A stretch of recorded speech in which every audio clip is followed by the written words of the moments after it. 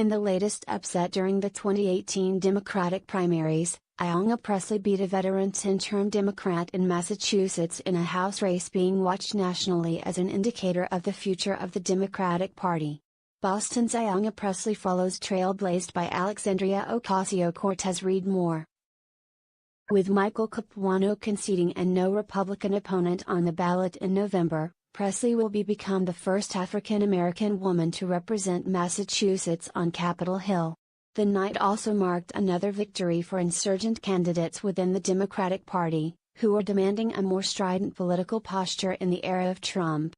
In her victory speech, Pressley said, "These times demanded more from our leaders and from our party.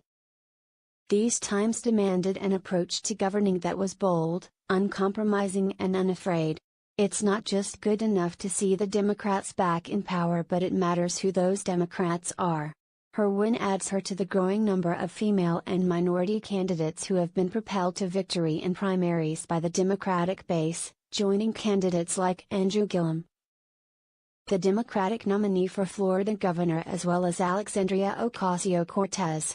Although Pressley gained renewed national attention in the wake of Ocasio-Cortez's shock win against longtime incumbent Joe Crowley in New York City in June, she is a far more orthodox figure.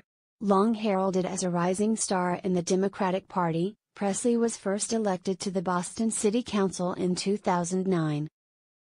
The former staffer for Senator John Kerry and Congressman Joe Kennedy has been touted by national progressive groups for years.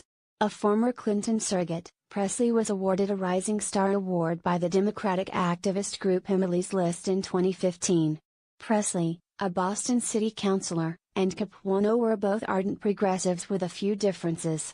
Pressley supported the abolition of Immigration and Customs Enforcement, ICE, Capuano did not. Capuano favored a federal jobs guarantee, Pressley did not.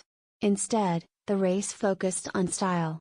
Pressley argued that while Capuano was a consistent progressive vote in Congress, she would provide activist leadership.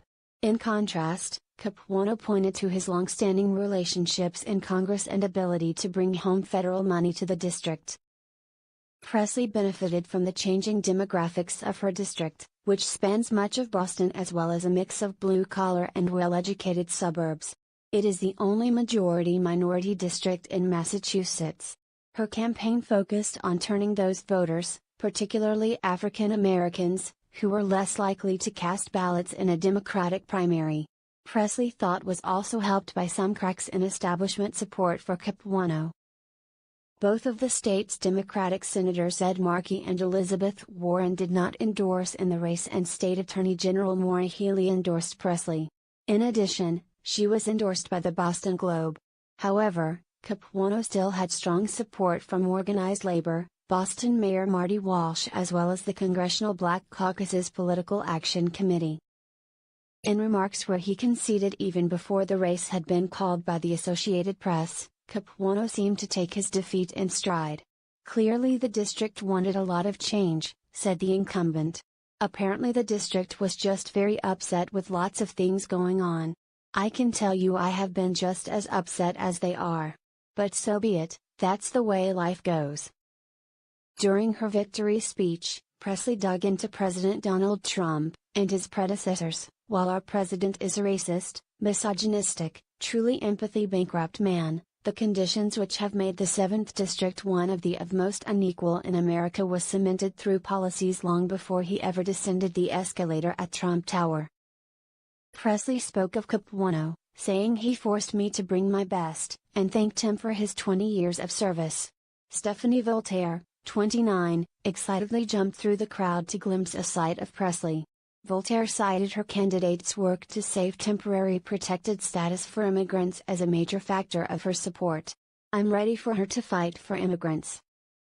Damali Vito, who is city council president in nearby Chelsea and volunteered for Pressley's campaign, said that Pressley's win opens up a conversation of who the Democratic Party represents. "Many communities feel unseen," she said. "This gives us the opportunity to see how inclusive the party can be." Shortly after the win, Ocasio-Cortez tweeted her support. "Let's push together to make Medicare for all, tuition-free college, and living wages a reality in America, all without corporate PAC money. Alexandria Ocasio-Cortez, at Ocasio 2018, congratulations to my sister in service, at Ayanna Pressley, on continuing her historic path into Congress tonight. Let's push together to make Medicare for all, tuition-free college, and living wages a reality in America, all without corporate PAC money. USA, https://t.co/show2sbtukb September 5, 2018.